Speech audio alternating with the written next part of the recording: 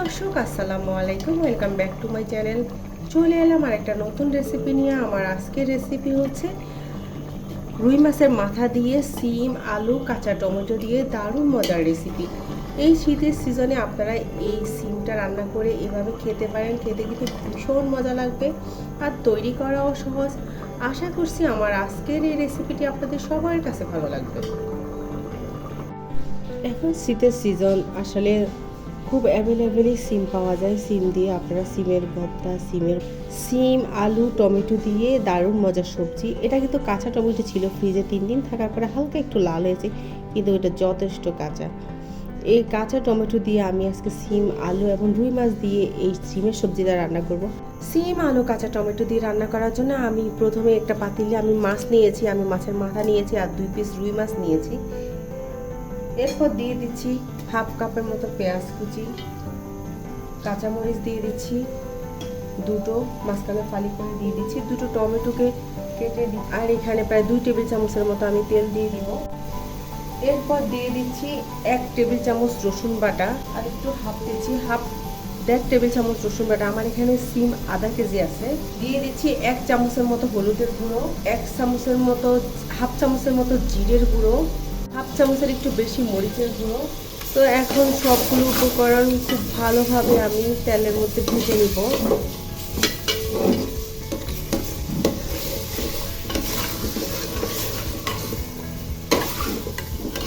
একটু মশলাটাকে ভেজে নিচ্ছি 1-2 মিনিটের মতো, মশলার কাঁচা গন্ধ চলে যাওয়া পর্যন্ত।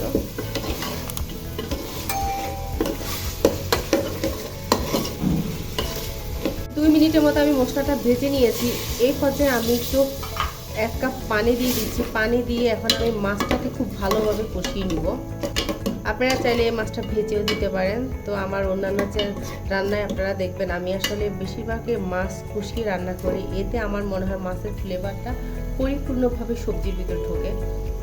তো চুলার আঁচটা মিডিয়ামে রেখে আমি 2-3 মিনিট এই মশলাটাকে কষিয়ে নিয়েছি। মাছটাও কষানো হয়ে গিয়েছে। এই পর্যায়ে আমি মাছগুলো সব উঠিয়ে নিচ্ছি। মাছগুলো সব উঠানো শেষ। এখন এখানে আমি যে সিমটা প্রসেসিং করে রেখেছি সেটা আমি দিয়ে দিচ্ছি।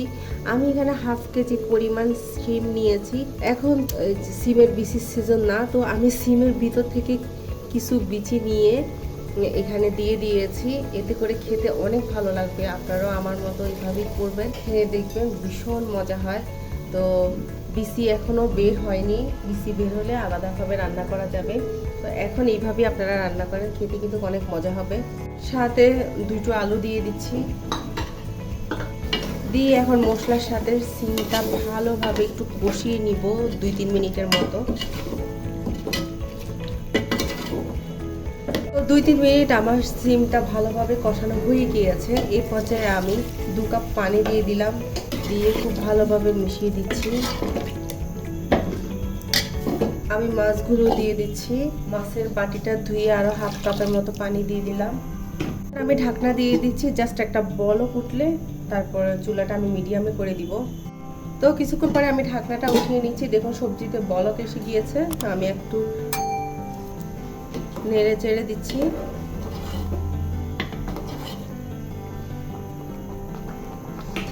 দিয়ে আবার ঢাকনা দিব, চুলার আঁচটা মিডিয়ামে রেখে যতক্ষণ পর্যন্ত সবজিটা পুরোপুরি সেদ্ধ না হয় ততক্ষণ পর্যন্ত। প্রায় 9-10 মিনিট পরে আমি এখন ঢাকনাটা তুলে নিচ্ছি। তো আমি সিমটা নেড়ে দিচ্ছি। আমি কিন্তু লবণটা দিয়েছি, কোনো কারণে ক্যামেরা থেকে ওই ভিডিওটা আউট হয়ে গিয়েছে। তো লবণটা একটু চেক করে নিচ্ছি। পারফেক্ট লবণ হয়েছে।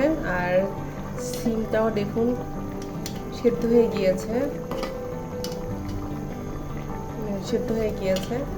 তো এই পর্যায়ে আমি একটু ধনিয়া পাতা কুচি দিয়ে দিচ্ছি।